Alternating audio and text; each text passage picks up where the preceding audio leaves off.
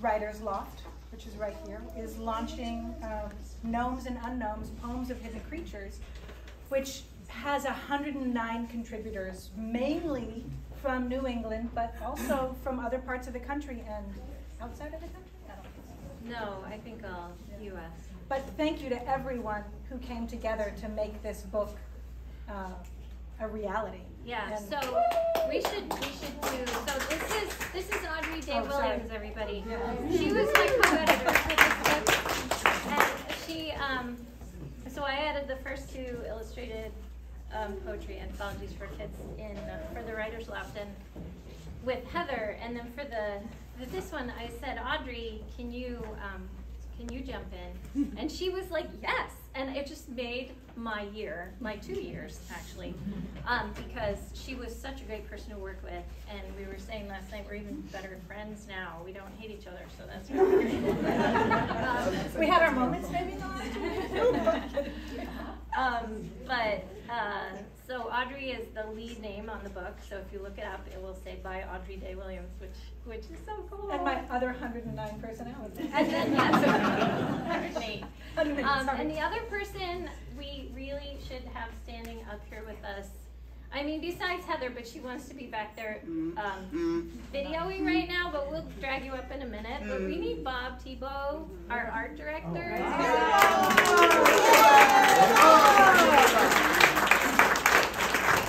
Okay, so the artists all know Bob really well. The poets maybe don't realize how many hours Bob spent on the book this year, or this past 2 years, but he has it memorized. He knows every inch of every page, every millimeter of every page, and he deserves a lot of credit for putting up with a lot of like last minute changes or like emergencies, or like he's a fixer. So thank you so much to Bob. Yay. He's also really fun to work with too. Mostly. I wish I could say the same. Whoa, that's the mostly. He has terrible jokes. But anyway, and I'm Kristen Wickstead, and I'm really happy that we had such a. This is my favorite book. No offense to the other ones, but I just love this book so much. It has a scary section. It has a gnome hidden on every 2-page spread, Which we're still finding. We're still finding. Look, I found another gnome. We'll text each other. Oh my God, did you know this one was here? Is Lillian Martinez here still? Yes. Oh my God, you hid so many gnomes that we were still finding them like as the book was getting published. There's So, one here. And then Bob also has some really hard to find gnomes on his drawings. And then everybody has some easy ones too, so there's a little bit for everybody. So for everyone who was traumatized by the Richard Scarry books growing up, where you're trying to find Goldbug, you can relive that experience. And Gnomes and Unknowns. And Kira also has a poem Yes, in the Kira book. is one of our poets. Oh, so Thank thank you for supporting. Absolutely. Thank you so much. All right, so should we start with giving out the books, and then people who want to read can read? Because if you don't have your book, it's hard to read your poem. Sure. It's such a beautiful anthology. I have a few poems in here. I will read Jimmy the Slavic Dragon. That little snake turns himself into a dragon. A village called Lublin was once under siege when dragons, like clouds, filled the sky. The people went hungry, their crops wouldn't grow, and every last stream had run dry. A sweet little snake on the hillside took note and vowed to protect them from harm. Not all dragons have to be bad, he declared, then whispered a magical charm. He surrounded 3 heads and a spike on his tail to keep other dragons at bay. If ever you notice a flash from the hills, he's busy at work to this day. All right, my poem is called Don't Respect Tomte, who is a Swedish little creature. While sheep sleep and children dream, Tomte tiptoes round the farm, sweeping, washing, working hard. So small and yet so strong. But cows' tails tied together mean that Tomte's hopping mad. Porridge, butter makes things better, yet respect is his demand. My little guy is the Barden Booger, who I found out lives in the swamps of Florida. So the Barden Booger, way down deep by swampy creeks that touch your knees, you might find some stinky tracks by mangrove trees, rotten eggs and moldy socks that sure ferment. It could be the Barden Booger's boggy scent. 8 feet tall, could this apple-stealing fellow be soft and sweet as mushy, marshy mellow? To catch a glimpse remains a feat most rare, but if you do, please block your nose, beware. Who did the art for this one? Oh, Bob. Thank you, Bob. You're welcome. Is about the teeny tiny little men, little tricksters called leprechauns. And leprechauns by trade are cobblers, and cobblers make shoes, and they get payment for making these shoes, gold coins. Then they put their coins in a little pot, and they hide the little pot of gold at the end of rainbows. So if you're lucky enough to catch one, he has to give you all of his money, everything that's in his pot. But don't even blink, because they're tricksters and they will disappear. Emerald Isle leprechauns. They live in County Kerry, in Leitrim, and in Clare. Folks say they all hoard treasures, but catching one is rare. The leprechauns are wily. They're always hard to seize. These tricksters hide in empty caves or up in hollow trees. But if you're feeling lucky and tap sounds fill the air, seek out some wee folk cobbling, then trap one if you dare. I also want to give a shout out to Malanka Reardon, who was the awesome illustrator. I'm on the same page as Cindy. So my creature is a less-known Jewish mythological creature. The plural is Mazagan and the singular is Mazik, and they are tricksters who steal things and cause problems. So this is also done by the fabulous Bob. We're very lucky. Okay, mischievous Mazagan. Mom knocks, time to wake up. Alarm didn't sound on your clock. Right before Sis leaves for school, she's missing the match for her sock. Dad whips up his famous pancakes, which deflate from puffy to flat. Cat zips towards the open door flap, instead smacks her face with a splat. Hound digs for his favorite bone, doggone it, it's not underground. Baby brother shrieks and kicks, blanket nowhere to be found. I'm just an innocent Mazik, getting blamed for prank after prank. The poem is called Banshee by Bridget Wickstead. A comb on the road, shimmering, glittering, treacherous bone. A comb on the road, whatever you do, don't take it home. 3 sharp knocks, a screeching siren crawls in from the shore. 3 sharp knocks, whatever you do, don't answer the door. Lights blink twice, it is the banshee we fear. Lights blink once, the banshee is near. Lights go out, the banshee is here. Fairy Council. It is true that many do believe us fairies all are kindly sprites. Bedecked in blossoms, moss, and leaves, in moonlit frolic we delight. 'Tis so, we wake the blooms in spring, ignite the wax-sweet's whistle. Look out, we stir the spider string, invoke the thorny thistle.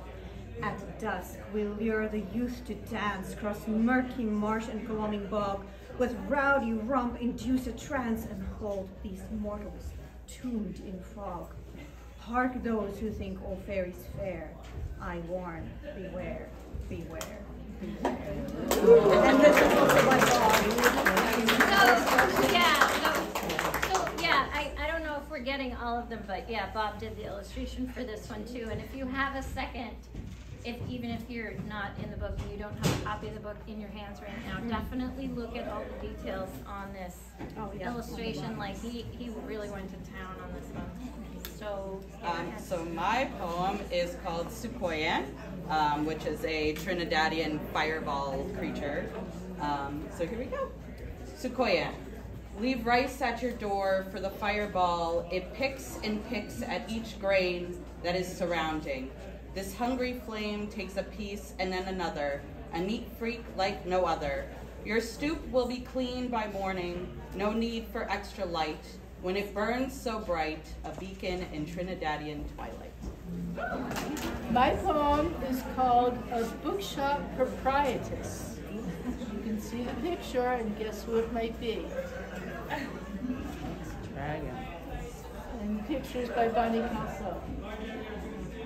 In a bookshop in Edinburgh, on a cobblestone street, in the city of Edinburgh, if you're lucky, you'll meet a grand lady serpent, long neck and small head, 3 humps on her back, nibbling trays of shortbread.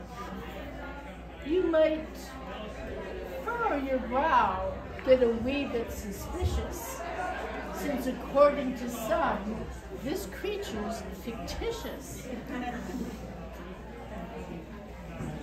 But if it's true she's real, it's everyone's guess. She lives in the highlands, in the depths of Loch Ness. Yet is her home in the highlands simply a sham? Does Nessie live elsewhere? Berlin? Amsterdam? Or could she be hiding in the center of town in a bookshop in Edinburgh called the Castle and Crown? It's called a gnome sighting. Something caught my eye as the shadows fell at dusk. Was it a red hat? When twilight falls, they start to rise and rub the cobwebs from their eyes. As day is night and night is day, for gnomes, like owls, it's time to play. They dress and don their deer fur boots to scamper over moss and roots. They get to work and clean the house, like sweeping crumbs left by a mouse. The tunnels leading to their dens are often shared with furry friends. The forest creatures help gnomes out and warn them when trolls lurk about. As dawn arrives, they wash up new from flower petals filled with dew, then tuck into a hollowed tree without a trace for us to see. Here, I'll do it this way. You ready? I gnaw on their sheep and I chew on their cattle. When I am unfed, I make their town rattle. I need my glasses. George bigger, yeah. If I am left, okay, I snort and breathe fire and demand to be fed. If I'm unsatisfied, I eat them instead. King Crackus, he envies my horrible reign, but by the hand of tasty knights, I refuse to be slain. Then a sly shoemaker devised a neat trick. He'd sew up a sheep that would make me feel sick. He stuffed the sheep decoy with spices of doom. I gulped from the river, then exploded, pop, boom. My bones now hang outside Goodwawell Cathedral. The dragon of Krakow fell by a needle.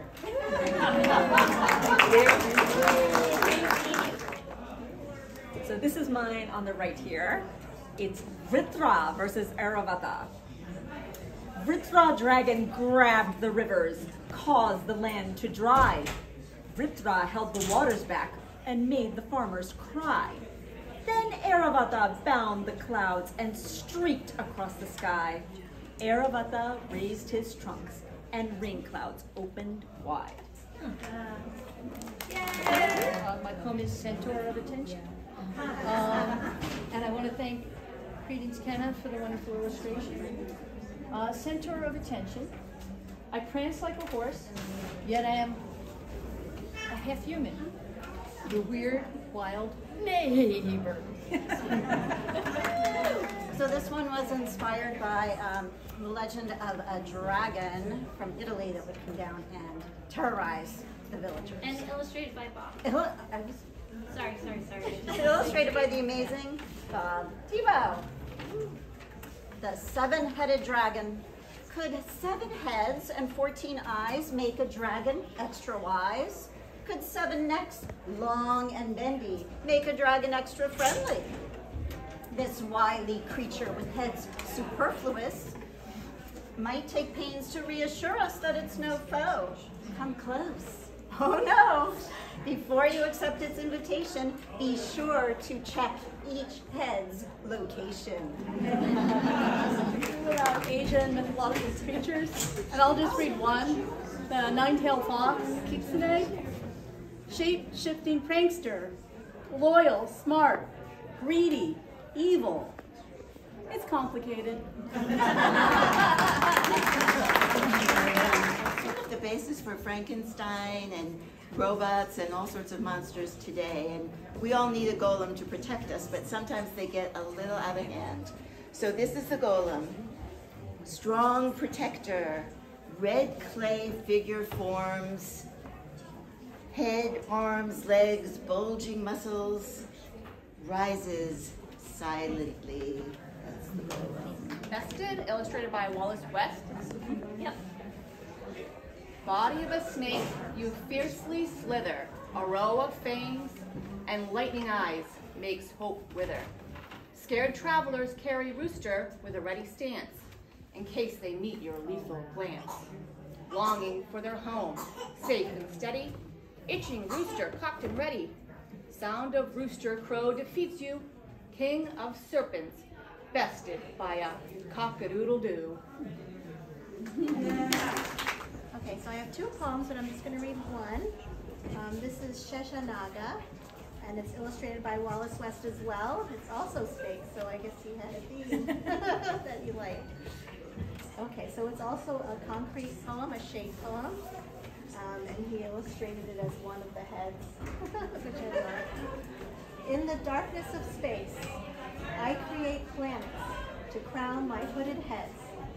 Dust sparks into twinkling stars within my coiling scales. My serpentine tail churns and churns cosmic milk into buttery new worlds bursting with beams. When worlds melt, I mold anew.